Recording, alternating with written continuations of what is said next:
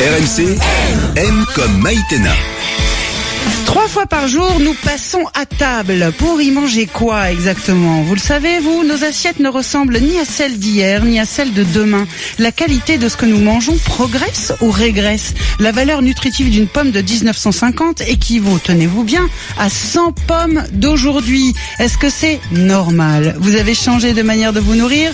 Vous êtes devenu méfiant? Vous cultivez vous-même? Eh bien, je vous attends au 3216 et sur Twitter, #M comme M. RMC, M comme Maïtena. Pour bien grandir, ne mange pas trop gras, trop sucré, trop salé. En moyenne, les Français consomment entre 10 et 12 grammes de sel par jour. C'est 2 fois plus que les recommandations de l'Organisation mondiale de la santé. Les chercheurs notent que la consommation fréquente de produits bio pendant la grossesse et pendant l'enfance est associée à une baisse des allergies, de l'eczéma. Je pense qu'il faut plutôt être dans l'éducation. Je pense que c'est important d'éduquer les enfants à faire la cuisine. Maïtena Birabin. Bonjour Hélène Binet. Bonjour. Merci d'être avec nous. Vous êtes la directrice éditoriale de La Ruche qui dit oui. Pourquoi éditoriale? Ça veut dire quoi, directrice éditoriale? Ça veut dire quoi? La Ruche qui dit oui, on a aussi un média en fait pour sensibiliser. C'est ça. Voilà, les gens à une bonne alimentation, au monde de l'agriculture. Et donc voilà, on produit beaucoup d'éditoriales, des articles, comme vous, comme des journalistes. Et c'est vous qui pensez. L'idée de La Ruche, c'est pas forcément le bio, c'est le circuit court, c'est ça? Exactement. L'idée, c'est d'acheter directement au producteur et au producteur le plus près possible. Oui. Donc pas manger de banane et pas manger d'ananas. C'est ça, sauf si on habite. Ah oui, bien sûr. Voilà. Je parle de tous ceux qui sont en métropole, évidemment. Vous avez tout à fait bien fait de me reprendre. Jean-Baptiste Moreau est avec nous, bonjour. Bonjour. Merci d'être là, monsieur le député La République En Marche de la Creuse. Vous êtes aussi rapporteur de la loi agriculture et alimentation. Je le disais dans l'introduction, monsieur Moreau, la valeur nutritive d'une pomme qu'on mangeait en 1950 équivaut à 100 pommes d'aujourd'hui. Autrement dit, on mange du vide aujourd'hui, Jean-Baptiste Moreau? Non, c'est faux. Je voulais saluer mon interlocutrice parce que oui. En tant que représentant de La Ruche qui dit oui, dont je suis assez proche d'un des créateurs, voilà, je voulais. Mounir Majloubi qui maintenant est au gouvernement. D'État numérique. Oui, non mais. De toute façon, ce qu'il faut voir quand même, il faut pas. Répondez-moi sur ma pomme. Répondez-moi sur ma pomme. Mais tout à fait. Il faut pas jeter le bébé avec l'eau du bain là-dessus. La qualité sanitaire globalement des produits qu'on mange aujourd'hui, elle a beaucoup progressé. Alors j'entends après la critique sur la qualité gustative et nutritive, puisque effectivement. Si c'est pas bon et que ça nourrit pas, excusez-moi, on a un problème. Non mais je veux surtout pas laisser dire que c'est pas sain. Surtout, c'est surtout ça que je veux dire. Les agriculteurs ont beaucoup progressé au niveau de la qualité sanitaire de leurs produits depuis les années 50. C'est contre cette idée reçue-là que je veux me battre. Donc c'est de meilleure qualité, c'est de meilleure qualité sanitairement. Mais après, sur la qualité nutritionnelle, effectivement, le fait, alors je sais pas si c'est 100 pommes ou 50 ou 60, j'ai pas les données vraiment pour le dire, mais après c'est vrai que l'intensification des méthodes de culture a fait effectivement qu'il y a une certaine uniformisation du goût et je pense qu'effectivement il faut revenir à cette notion de goût. Mais pardon Jean-Baptiste Moreau, je parlais pas du goût, moi je parlais de la valeur nutritive, c'est-à-dire de la valeur de l'aliment qu'on ingurgite et pas de son goût. Bon alors c'est peut-être valable pour les pommes, c'est pas valable pour tous les produits alimentaires déjà. C'est la première chose que je voulais dire. Et d'autre part on constate, et c'était pour répondre à une attente du consommateur, puisque dans l'immédiate après-guerre, il faut savoir que les gens avaient faim en France. Bien sûr. Et ce qu'il fallait produire, c'était de la quantité. Oui. Et donc, l'agriculture française s'est adaptée à cette étape 7 et a donc produit en quantité suffisante pour nourrir l'ensemble des Français. Maintenant, la demande du consommateur est différente. On est aujourd'hui largement autosuffisant au niveau alimentaire en France. Et ce qu'il faut maintenant, c'est améliorer effectivement. Et il y a une demande du consommateur à la fois de goût, de qualité nutritionnelle et aussi parce qu'il y a pas que la qualité du produit en tant que tel qui est demandée par le consommateur aujourd'hui, il y a aussi tout ce qui l'entoure, c'est-à-dire les modes de production, les méthodes de production, méthodes d'élevage, qui sont aussi des attentes et l'agriculture est en train de s'adapter à cette étape. Vous êtes plutôt pour les circuits courts que défend La Ruche qui dit oui? Bien sûr, c'est une demande importante des consommateurs. Il faut que la production se mette en capacité de développer ces circuits courts, même si c'est déjà le cas depuis quelques années, notamment grâce à ça se développe effectivement. oui. Hélène Binet, c'est pas parce qu'on est dans un circuit court qu'on mange de meilleure qualité. Ah non, on peut très bien acheter tout près de chez soi. Un truc pas bien. Voilà, avec une agriculture hyper intensive. Non, ça n'a pas de lien. Mais en vrai, ça a un peu un lien puisque les agriculteurs qui vendent en circuit court, en fait, ce sont généralement des exploitations assez réduites, avec des modes de production écologiques. Parce que sinon, en fait, quand on produit en grande quantité, en fait, on va vendre en grande quantité. Et les circuits courts, c'est pas ça. Les circuits courts, on vend directement aux consommateurs, donc les quantités sont moindres. Mais à partir de quand on considère qu'on industrialise? À partir de combien de vaches, par exemple? Enfin, nous, c'est difficile pour nous de savoir où est la limite entre l'artisanal et l'industriel dans la production. Oui, bien sûr. L'industriel, en fait, va faire de la monoculture. Il va avoir que des champs de patates ou que des champs de betteraves. Voilà, un agriculteur qui vend en circuit court, il va avoir une production beaucoup plus diversifiée. Donc en fait, il suffit de lui demander. Enfin, dès qu'on a accès au producteur, en fait, c'est facile. Si on lui pose des questions, on a des réponses. Si on lui demande combien il a de vaches, si elles sortent, bien sûr.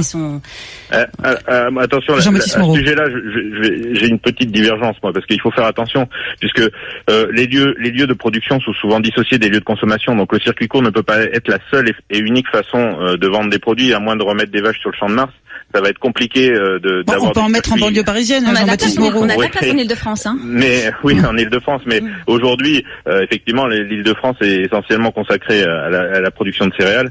Il se trouve que les lieux d'élevage sont davantage sur le grand massif central. Oui. Et la qualité des produits n'est pas forcément liée uniquement à la taille de l'exploitation, on va dire. Il y a aussi toutes les méthodes de production qui sont associées. Vous pouvez très bien avoir une exploitation de taille relativement importante, on va dire, et encore faut-il s'entendre sur ce que veut dire relativement importante, qui produit des animaux de qualité en label rouge, en agriculture biologique ou autre, voilà. On peut être industriel et label rouge, Jean-Baptiste Moreau, c'est possible? On n'est pas obligé, on peut être monoproducteur, c'est-à-dire être éleveur spécialisé ou être céréalier spécialisé ou être arboriculteur spécialisé et produire de la qualité, oui, bien sûr. Jérôme nous a rejoint au 32-16 pour participer à la discussion sur la qualité de ce que nous mangeons, de ce que nous avons mangé et de ce que nous mangerons demain, parce qu'évidemment ça change énormément, ça va très très vite dans nos assiettes, je suis sûr que vous l'avez tous remarqué. Jérôme, bonjour. Bonjour. Ben salut, ça va? Comment tu t'appelles? Jérôme? Ah, salut Jérôme. Merci d'être là, Jérôme. Vous êtes cuisinier, vous? Je suis cuisinier dans une cantine scolaire, oui. Alors là, qu'est-ce qu'on en parle des cantines scolaires et de la qualité de ou de l'absence de qualité de ce que mangent nos enfants? Est-ce que les enfants qui mangent dans votre cantine mangent correctement ou pas? Oui, alors écoutez, c'est vrai que moi, donc déjà pour répondre à votre interrogation, c'est vrai que j'ai été obligé de créer un blog sur la cantine scolaire, parce que c'est vrai que j'avais beaucoup ces réflexions-là, mais on est catalogué dans un petit peu dans la moyenne bouffe, on va dire. Ou la malbouffe, donc, franchement, Jérôme, disons-le. Parfois, c'est de la malbouffe, carrément. La malbouffe, aujourd'hui, je pense qu'elle est pas trop dans les cantines. Elle est plutôt dans les gros M jaunes. Et ce que je veux dire, c'est qu'aujourd'hui, nous, dans la cantine, il y a beaucoup de cuisiniers qui ont un parcours traditionnel comme moi. Ouais. Il y a beaucoup de cuisiniers qui font de la cuisine dans les cantines scolaires. Vous cuisinez dans votre cuisine, Jean, parce que ça dépend aussi de quel modèle d'école vous êtes, mais. Bien sûr. Moi, je suis dans une école un petit peu rurale, donc on a 150 couverts. Je suis tout seul comme cuisinier, mais je fais mes pâtisseries. Oui. Je cuisine de la viande fraîche. On se sert à moins de 150 km pour le bœuf. On a du bœuf 100% charolais. Donc vous avez aucun produit transformé que vous servez aux enfants. Vous faites tout vous-même. Il existe des produits transformés, bien sûr qu'il y a des produits qui nous aident. Mais après, c'est vrai qu'on est contraint aussi des fois d'utiliser des produits parce qu'il y a des réglementations. C'est-à-dire, notamment par rapport aux œufs. Par exemple, les œufs coquilles, c'est banni en cuisine collective. Oui. Alors, on n'a plus le droit d'œufs coquilles, donc il faut ou des œufs bidons, ce qu'on appelle. Voilà, mais ça ne nous empêche pas de faire des mousses au chocolat avec des œufs pasteurisés. J'ai envie de dire, on peut quand même encore cuisiner, on se fait encore plaisir. Mais moi, ce qui m'intéresse surtout de vous dire, c'est que je pense qu'il faut aussi redonner le goût de passer à table, j'ai envie de dire. Oui. Le goût du goût. C'est trop. Oui, le goût du goût, puis ce moment-là, le moment du repas, parce que souvent à la maison ou dans les cantines, c'est un petit peu bruyant, ou à la maison il y a la télé. Je pense qu'on partage plus ce bon moment ensemble. Donc on essaye nous à la cantine de faire passer un bon moment aux enfants avec des animations, avec des fois on se costume, des fois voilà. Faut que ça soit quand même un moment convivial. C'est pas se nourrir, à manger, c'est pas que se nourrir. Oui, vous avez tellement raison, Jérôme. J'ai tellement envie de découvrir votre cantine. Vous vous êtes déguisé en quoi la dernière fois? Allez voir mon site. Allez voir. C'est quoi votre blog? Vous allez sur la cantine de Saint-Maurice-en-Gourgois et vous allez dans le menu cantine, il y a un petit onglet. Sinon, c'est sur Coralie, Saint-Maurice, Gimdo. Ok, c'est super clair. Merci Jérôme. Non, mais je voulais dire, après, j'ai pas fini. Ah bon, non, allez-y, on vous écoute. Non, mais je voulais dire aussi aujourd'hui, voilà, cette année, on fait un petit pas en avant encore. On va passer à 50% de produits bio à la cantine. Oui, bravo. Alors, c'est difficile de s'approvisionner parce que, effectivement, des petits producteurs bio, il y en a, mais ils font d'abord les paniers pour leurs clients. Donc, nous, on est un petit peu secondaire. On va prendre un petit peu ce qui reste en légumes. Donc, on a encore des difficultés pour s'approvisionner. C'est encore il faut que je prenne ma petite voiture personnelle pour aller voir le producteur. Il n'y a pas encore des gros. Donc si vous n'êtes pas là avec une démarche personnelle, ça ne se fait pas. C'est ça que vous êtes en train de nous dire, ok? Moi, je pars du principe que que les parents nous confient leurs enfants pour midi. Et que nous, on doit respecter ça, c'est-à-dire qu'on doit faire bien à manger. C'est très intéressant ce que vous nous dites, Jérôme, parce que vous nous dites, et Jean-Baptiste Moreau, qui est député de la République En Marche, est d'accord. Surtout que j'ai les maternelles, donc c'est vraiment les éduquer au goût. Ouais. Alors Jean-Baptiste Moreau va réagir, je n'enlève Jérôme. pas un mot de ce qu'a dit Jérôme, et je vais tout de suite, après l'émission, aller voir son blog, parce que c'est exactement la philosophie du texte de loi qui revient en deuxième lecture début septembre, au niveau des États généraux d'alimentation, à savoir de mettre à disposition dans les restaurations collectives de 50% de produits bio. Là, il est en train de vous dire, Jean-Baptiste Moreau, Jérôme est en train de vous dire qu'il n'y arrive pas, et que si lui il prend pas sa voiture, on n'y arrive pas. Mais vous allez réagir. Vous allez pouvoir continuer à nous expliquer ça. Merci infiniment, Jérôme, d'avoir amené ce propos qui nuance tout de tous les côtés. Et je me tournerai aussi vers Hélène Binet. Ne perdez pas votre fil, Jean-Baptiste Moreau. On va le reprendre dans un instant. À tout de suite. 32-16. RMC, M comme Maïtena. RMC, M comme Maïtena. On sait qu'on va revenir vers le naturel, ça c'est très important. Le retour au naturel, on le voit déjà avec la percée du bio, avec la percée du local. Il y a plusieurs avantages à être locavore. D'abord, vous savez d'où viennent les produits. Puis en plus, vous pouvez bénéficier du conseil de celui qui connaît par cœur ce qu'il vend. J'ai changé d'alimentation il y a 2-3 ans. Je me suis mis à manger plus sainement et je suis moins malade. Je suis beaucoup plus en forme, beaucoup plus énergique au quotidien. J'adore les sandwichs, mais des sandwichs, plutôt sains. On évite la rillette et le beurre et c'est tout aussi gourmand. Maïtena Birabin. Toujours en compagnie d'Hélène Binet qui dirige, parce que c'est la Ruche qui dit oui. Alors je sais que vous dirigez. Directrice éditoriale de la Ruche qui dit oui, avec Jean-Baptiste Moreau, député de la République En Marche de la Creuse, rapporteur de la loi agriculture et alimentation. Nous parlons de la qualité de ce que nous mangeons.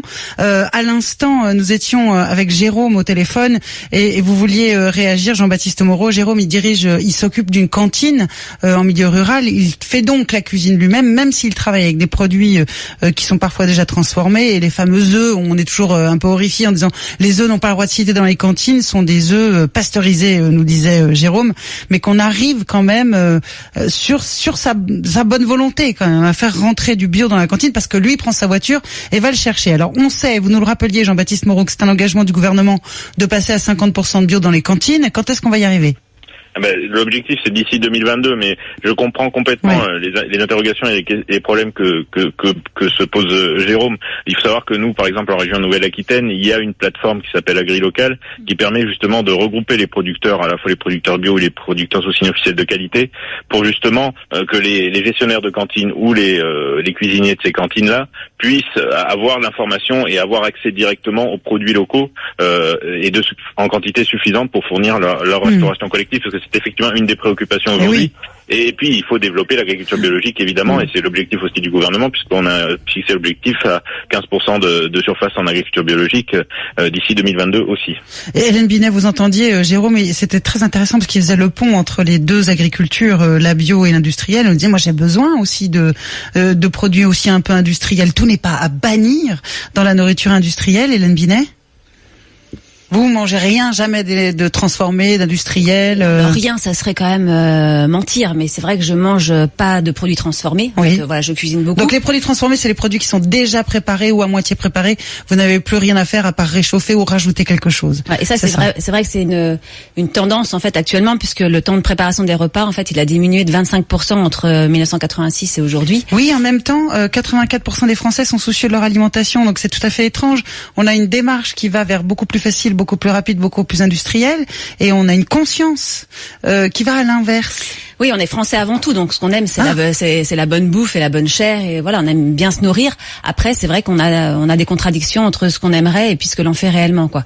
Mais voilà, pour revenir à la pratique de est-ce que il faut bannir l'industriel? Est-ce qu'il faut bannir l'industriel? Je pense qu'il faut le réduire considérablement, et en tout cas, je pense se passer des produits transformés, puisque plus on transforme, plus on met de conservateurs, plus on met d'additifs, plus on met de sucre, plus on met de gras, donc ça. Plus on met de sel aussi. Plus on met de sel, et plus ça coûte cher. Enfin, voilà, c'est ça. Une pizza j'ai une pizza à faire, ça prend pas beaucoup de temps et ça coûte beaucoup moins cher qu'une pizza. C'est toujours moi je suis franchement je suis 100% d'accord avec vous, mais je me mets aussi à la place de ceux et celles qui rentrent un peu tard avec 3 enfants. Il faut faire une pâte à pizza, il faut faire chauffer son four, il faut avoir de quoi mettre les trucs sur la pizza. Enfin, c'est une habitude à prendre. Mais moi justement, je suis. Qu'est-ce que vous pouvez dire pour convaincre les gens? Moi, je suis mère de 3 enfants, je rentre tard. Ouais.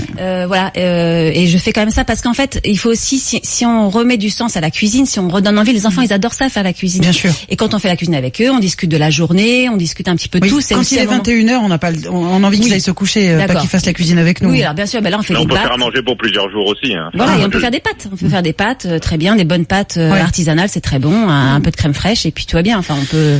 Jean-Baptiste Moreau, vous êtes vous aussi engagé contre les produits qui sont déjà faits, déjà préparés. Ultra transformés, oui. D'ailleurs, on a avec ma collègue Anne-Laurence Pétel, on est en train de travailler là pour voir si on pouvait pas essayer de passer un amendement sur qui avait été proposé dans les États généraux de l'alimentation, mais qui semblait pas forcément la bonne place pour le mettre, à savoir la publicité aux heures d'écoute des enfants pour les produits ultra transformés, trop gras ou trop salés. Oui, mais parce que c'était pas le bon véhicule. Mais par contre, dans la loi sur la réforme de l'audiovisuel, on est en train de se poser cette question-là, de savoir de restreindre la publicité sur les produits trop gras, trop salés, trop sucrés aux heures de grande écoute pour les enfants. Et vu que les lobbies, c'est un thème qui passionne les médias ces temps-ci, je peux vous dire que les principaux lobbies qui sont montés au créneau là-dessus, je peux vous dire lesquels ce sont les chaînes de télévision et les chaînes de radio qui nous ont demandé aussitôt des rendez-vous pour Jean-Baptiste Moreau, vous êtes infernal. Je vous ai déjà reçu 2 ou 3 fois dans ce studio. On a déjà parlé des lobbies et là vous me faites bien marrer en me disant alors là franchement c'est la vérité. La vérité oui, c'est qu'ils existent et qu'ils sont hyper influents, donc faut pas venir nous dire les choses à l'envers quand même. Alors, oui, mais il y a les médias aussi. Bon, par ailleurs, j'apprends et c'est une bonne nouvelle que vous allez, enfin je sais pas si c'est une bonne nouvelle, mais en tout cas c'est amusant, vous allez donc soutenir Loïc Prudhomme, le député France Insoumise qui demande la taxation des produits salés. Il y a aussi une mission d'enquête parlementaire là qui est en cours avec ma collègue Michel Crouzet sur les produits ultra transformés. Donc c'est dans le cadre, je pense que Loïc Prudhomme fait partie de cette mission. Et donc c'est dans ce cadre-là, le rapport va être rendu, je crois, d'ici le mois de septembre. C'est dans ce cadre-là, effectivement, qu'il y a d'envisager une taxation supplémentaire sur les produits trop salés ou trop sucrés. Donc on verra effectivement ce que seront les propositions de cette commission. Alors on voit que, en tout cas, le sujet, je peux vous dire, passionne parce que il y a énormément de questions au standard. Le bio, je pense, est rentré, j'adore cette phrase, énormément de questions au standard. J'ai l'impression de faire de la radio au 19e siècle, vous voyez? Ça me fait hurler de rire. Enfin bref, il y a beaucoup de questions sur le bio et Pierre nous a rejoint. Bonjour Pierre. Bonjour. Merci d'être là Pierre, c'est très sympa, vous êtes dans le Finistère, vous avez bien de la chance, c'est tellement beau cet endroit. Vous nous appelez avec une réflexion sur le bio qui est extrêmement juste. Exactement. Déjà, félicitations à vous pour l'antenne que vous avez un peu plus longue. C'est appréciable. C'est gentil. Merci Pierre, c'est adorable. Ce que je venais vous dire surtout, c'est que en fait, je suis fournisseur dans plusieurs hôpitaux et plusieurs des écoles de toutes les tailles.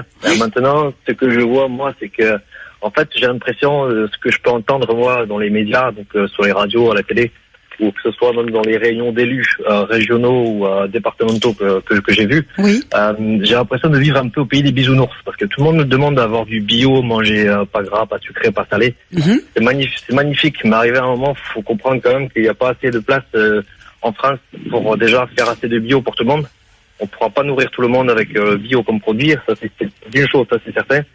Et ce que je vois, moi, ce qui passe, c'est pas forcément de par l'entreprise où je travaille, mais d'autres entreprises, c'est que le bio qui arrive dans certains établissements, que ce soit médicaux, hospitaliers ou pour les personnes âgées ou pour nos jeunes enfants, c'est que vous prenez certains produits qui sont bio, mais d'où vient le bio? Parce que je vois que certains produits, c'est de l'espagnol bio, ça donne envie, ça, bon appétit. Ou du bio du Kenya, ou du bio je préfère qui n'a pas les mêmes normes bio que chez nous. Kenya que du bio espagnol. Pourquoi? Parce que, vous voyez, pourquoi Pierre? Parce que parce que tout simplement, vous voyez que sur le conventionnel français, le traditionnel, on va dire l'agriculture traditionnelle, est plus contrainte que le bio espagnol. Alors, ce que vous nous dites est très juste. Les normes de bio, je vais me tourner vers Hélène Binet, qui doit être forte. Non, vous n'êtes pas trop forte en normes de bio. On est d'accord, il a raison Pierre, le bio du Kenya, les bananes dans les magasins bio qui viennent du Kenya, donc ils n'ont plus de bio que le nom, hein. Elles ont pris le bateau, elles ont pris l'avion, elles sont bourrées de pesticides. Elles ont été cueillies aussi complètement vertes, parce qu'après elles ont un temps de transport très long, donc en termes de... Donc ça n'a pas de sens, ça. Déjà, ça n'a pas de sens au niveau environnemental, et ça n'a pas de sens au niveau nutritif, puisque c'est des produits qui ont été cueillis pas du tout mûrs, quoi. C'est pour ça que le local est intéressant versus le bio, c'est que les produits sont cueillis quand ils sont prêts à être mangés. C'est bien pour ça que dans le texte de loi, c'est bien pour ça dans le texte de loi d'ailleurs on a mis bio sous signe officiel de qualité, c'est-à-dire les labels rouges, les IGP, c'est-à-dire indications géographiques protégées et ce type de produits-là, et surtout on a trouver un moyen d'insérer justement le produit local, puisque effectivement importer du bio de Chine ou ça n'a aucun sens. Ça n'a aucun sens, puisque je veux dire la pollution. Non mais il faut le dire, Jean-Baptiste Moreau, dans les magasins. Non, mais on est d'accord, ça n'a absolument aucun sens. Dans les magasins bio, vous achetez des choses bio qui ne le sont pas, quoi. Clairement, mais faut le c'est dire. clair que sous l'appellation bio, vous avez un certain nombre de cahiers des charges qui sont pas forcément les mêmes, et les contraintes sont pas forcément les mêmes qu'elles le sont en France. Donc effectivement, il faut se méfier dans son acte d'achat, oui. Ça, c'est même pas, comment fait-on pour pardon, excusez-moi, je rentre dans un magasin bio, bêtement, je pense que ce que j'achète c'est bio. S'il faut que je me méfie dans le magasin de ce que j'achète, vous avez le label AB qui est le label franco-français, vous avez la feuille de chêne qui est aussi verte, qui est le label européen, où là, on a des cahiers des charges qui sont relativement proches. Après, vous avez tout un tas d'autres labels, il faut surtout, c'est la notion de local, et de, au moins, de la proximité, c'est vraiment important, puisque c'est complètement aberrant, c'est un non-sens d'acheter du bio importé, quoi. Pierre, merci beaucoup de cette question qui est absolument passionnante. Vous nous disiez que vous fournissiez vous-même des hôpitaux, des maisons de retraite. C'est correct ce que vous vendez, ou des fois vous dites moi je travaille aussi pour mon entreprise. Maintenant j'ai également des enfants, je me permets aussi de le dire parce que j'entends qu'il y a un élu qui est là. Et au niveau de l'État, et je me dis, excusez-moi, qu'est-ce que vous faites quand je vois que dans certains hôpitaux, des produits, que ce soit du frais, du surgelé, de l'épicerie, du boitage, peu importe, mais quand je vois qu'il y a des produits avec l'estampille AB, donc agriculture biologique, et en tout petit en dessous, vous regardez, il y a marqué hors UE, hors Union Européenne, ça vient de Chine. Donc c'est vraiment ce que Pierre, c'est les hôpitaux nationaux. Pierre, c'est ce que vient de nous dire Jean-Baptiste Moreau. Donc il faut absolument, et vous avez tout à fait raison. On peut convoquer, je sais pas à qui il faut s'adresser pour comprendre pourquoi ce bio-là vient de Chine dans les hôpitaux. Mais ce que vient de nous dire Jean-Baptiste Moreau, Pierre, et il faut le garder très clairement en tête, c'est donc la feuille de chêne pour le label européen, ou alors le label français AB. Merci beaucoup Pierre d'avoir été avec nous au 32-16 et d'avoir amené cette question passionnante. On va en faire un talk là. Qui fournit la nourriture? Je m'adresse à Déborah de l'autre côté de la vitre. On va en faire un talk de ce truc-là. Il a raison Pierre, c'est passionnant.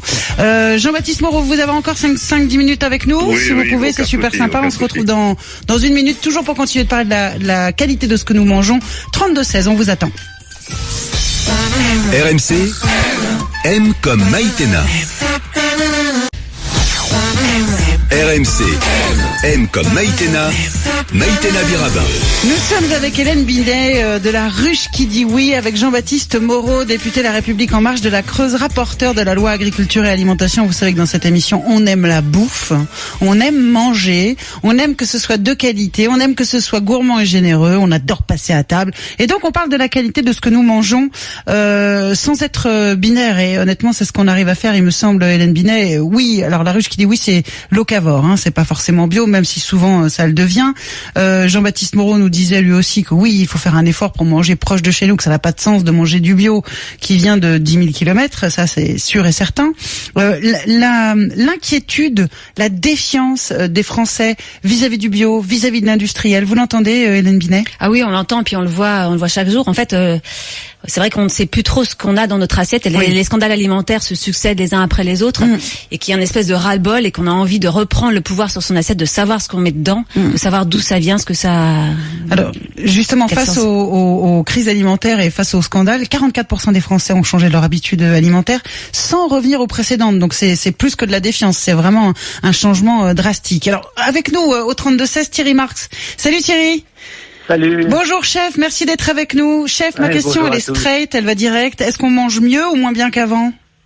Non, on mange mieux, on fait plus attention à mieux sourcer le produit, et je crois que ce qui est en train de s'installer, c'est d'être capable de mesurer l'impact social et l'impact environnemental d'un produit, d'être plus bio, mais au-delà du bio par conséquence de nos actes. Et c'est vrai qu'il y a tout un courant assez militant, assez citoyen, qui commande à reprendre conscience que manger, c'est plaisir, bien-être et santé, et que de connaître le produit qu'on a sourcé, le produit qu'on va transformer, a un impact sur notre vie en général. Donc vous êtes en train de nous dire que manger bien, c'est manger bon pour la planète aussi ? C'est manger bon pour la planète aussi. La planète, il faut la protéger, il faut repenser le mode agricole. Les agriculteurs s'y intéressent, ils commencent à proposer des projets là-dessus, mais rien ne se fera sans l'action citoyenne, d'être capable de mesurer son impact, l'impact social, l'impact environnemental d'un produit. Donc dès maintenant, il faut créer une véritable échelle de valeur pour aider les agriculteurs, pour aider les producteurs à faire des produits plus dans l'attente du client aujourd'hui. Alors vous allez m'expliquer, chef, comment un chef étoilé a décidé d'ouvrir un fast-food, parce que manger vite, c'est manger mal, chef, franchement. Alors c'est complètement faux, il faut prendre ça à contre-pied. Manger vite, ça peut être aussi manger bien, connaître les produits. Là, les produits Marc Citeaux qu'on a créés, eh bien, c'est une farine de Bretagne, de sarrasin pur et d'une qualité au-delà du bio. Et puis le beurre sourcé, eh bien, c'est une économie beaucoup plus symbiotique où on travaille directement avec le producteur de lait, de beurre et d'œufs.